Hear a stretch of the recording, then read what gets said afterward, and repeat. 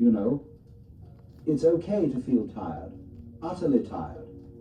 Not tired from lifting bricks or running errands, but tired in your bones, tired of pretending to be someone, tired of keeping the world spinning by sheer effort. It's a kind of weariness that doesn't ask for sleep, it asks for release.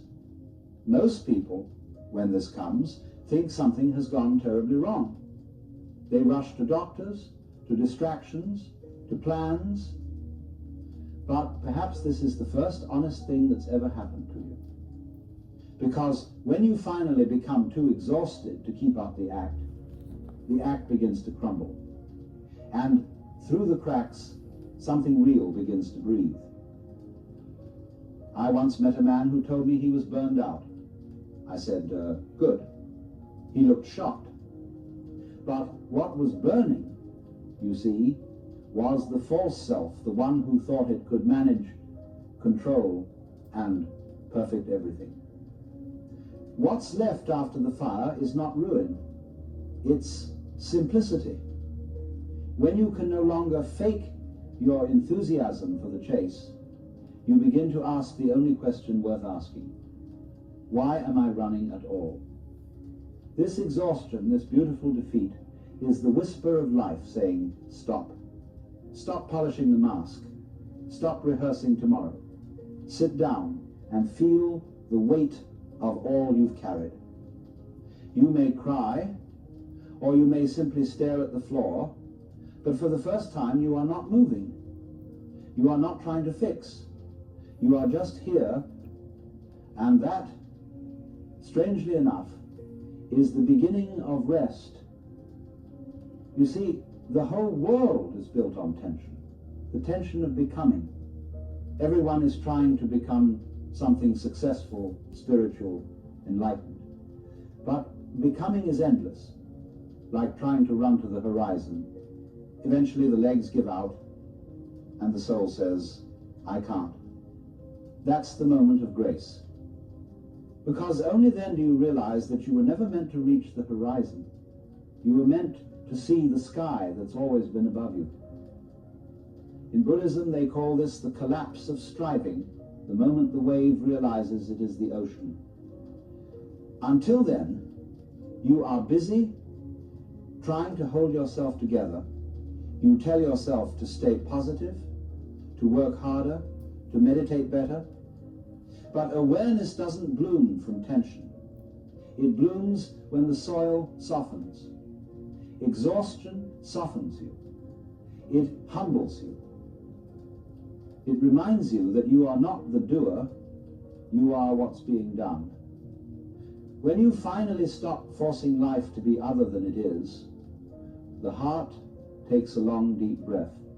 The trees outside don't rush their growing. The tide doesn't argue with the moon. Why should you? The universe has been carrying you since the beginning and will continue long after you're gone. Yet somehow you believed it was all up to you. No wonder you're tired. And so when that sacred weariness arrives, don't run from it. Let it strip away what was never yours to hold. Let it empty you of ambitions that were never truly yours. Because underneath that tiredness is peace. An immense, quiet peace that asks for nothing. You'll notice that when you stop fighting fatigue, you fall into something wider. The body breathes on its own, the heart beats without command, the earth turns silently. All of it continues, with or without your permission. And you realize, almost with a smile, that rest was never earned. It was waiting for you to stop pretending you were separate from it. So if you are weary, bless it. If you are lost, stay there for a while, because the exhaustion you feel may be the soul's way of saying you've done enough. Now, let life carry you for a bit, because, you know, that kind of exhaustion cannot be cured, I mean in a societal, conventional way. A doctor would say you are depressed, but you are most likely not. It's more like a spiritual awakening. You sleep and you wake up just as tired. You sit by the window and the world feels faded like a painting left too long in the sun. It's not the body that's weary, it's something quieter, deeper. The soul, you might say, that has grown tired of pretending. You look at your hands, your routines, your endless striving, and you realize there's nothing left to prove. Something in you simply sighs, enough. It's a strange kind of tiredness. You're not even sad. You're just emptied of noise, of effort, of wanting. You no longer believe in the promises that once kept you moving. Success, recognition, self-improvement, they all seem like mirages now. You've chased every one of them long enough to see that none of them hold the water you thought they did. So you stop running. You sit down in the dust of your own pursuit, and for the first time, you feel how heavy all that chasing was. People will tell you to pick yourself up, to stay positive, to push forward, but this is not a failure. This exhaustion, this sacred weariness is the beginning of something far greater. It's the moment life removes the mask and asks, what now, when there's nothing left to chase? You see, exhaustion is often the body's way of ending the illusion. It's the spirit's way of saying, stop. You have gone far enough in the wrong direction.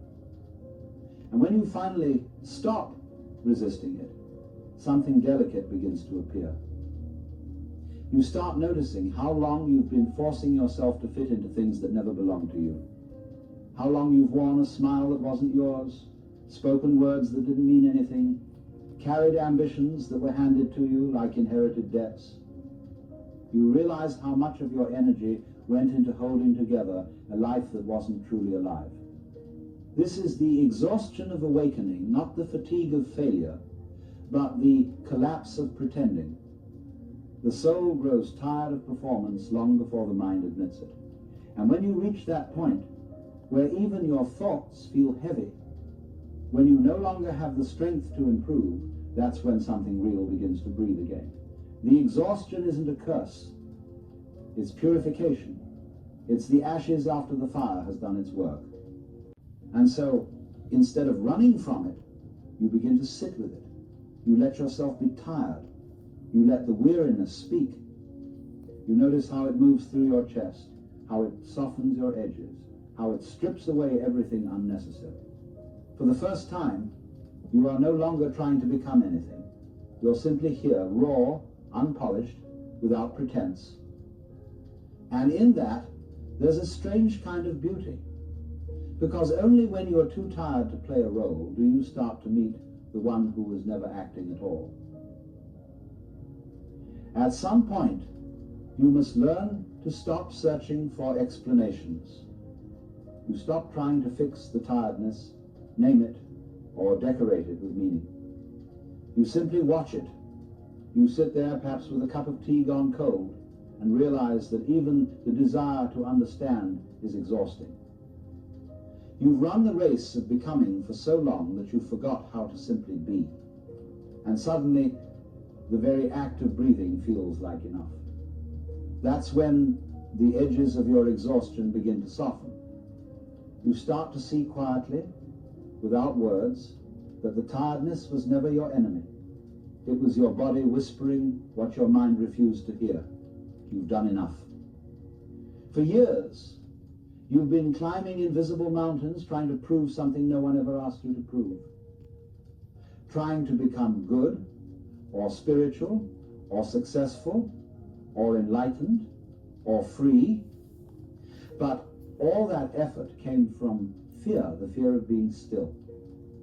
Because stillness feels like nothing, and we've been taught to be terrified of nothing.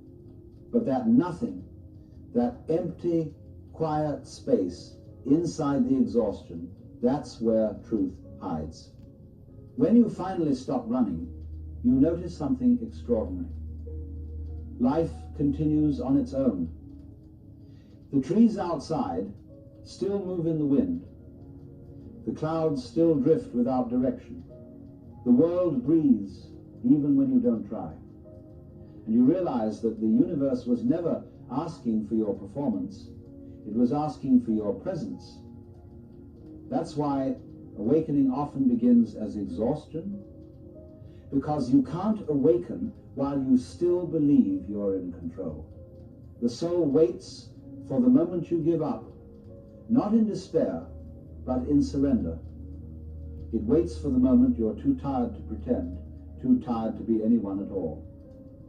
And then, in that raw simplicity, the real you, the one that's been here all along, begins to stir. The exhaustion was never punishment. It was mercy. It was grace disguised as defeat, tearing away everything false until only awareness remains. And maybe that's why it feels so heavy, because you're carrying the weight of every role you ever tried to play. When you finally drop them, when you let them fall like coats that no longer fit, you don't just rest, you return. You return to the part of you that doesn't need to earn peace, or prove worthiness, or become anything grand. You return to the quiet pulse of existence itself, the hum beneath all striving. That is the sacred exhaustion, the exhaustion that doesn't ask you to recover, but to remember. You simply need to be with the universe in its uneven rhythm, in its quiet surprises, in its imperfections that somehow feel divine. The exhaustion has done its work. It's burned away the illusions of control, the noise of constant becoming, the endless rehearsing for a future that never arrives. And now, in the ashes, there is peace, not the kind that shouts, but the kind that hums softly through everything. You find yourself doing small things slowly, washing a cup, noticing how the water moves, watching sunlight crawl along the wall. You start to sense that life doesn't need your improvement, it only needed your attention. The trees don't strain to grow, they simply grow. The wind doesn't try to move, it just moves.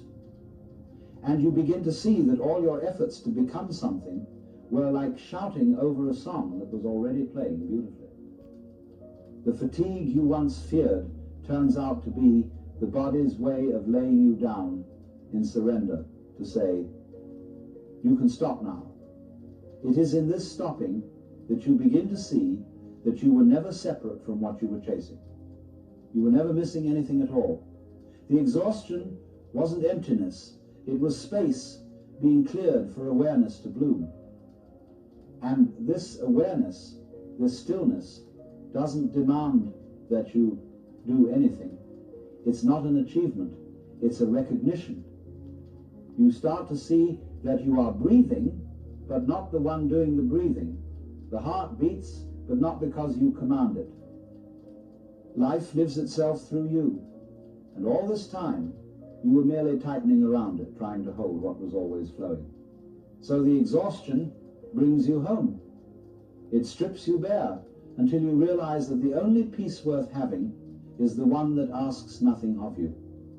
Not even effort. You stop trying to awaken. You stop trying to heal.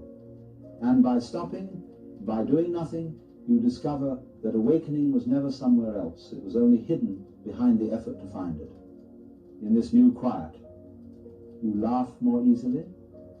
You forgive more naturally. You notice small things that used to escape you. The way someone laughs, the smell of rain, the softness of a shadow. You begin to realize that everything you were running toward is already here, breathing with you. The exhaustion was not a punishment. It was the doorway back into the present, back into the simple act of being alive. And when someone asks you what changed, you won't quite know how to answer. Because nothing changed, you simply stopped pretending to be apart from life. You finally let it hold you. You finally stopped insisting it makes sense. That's when you see it clearly.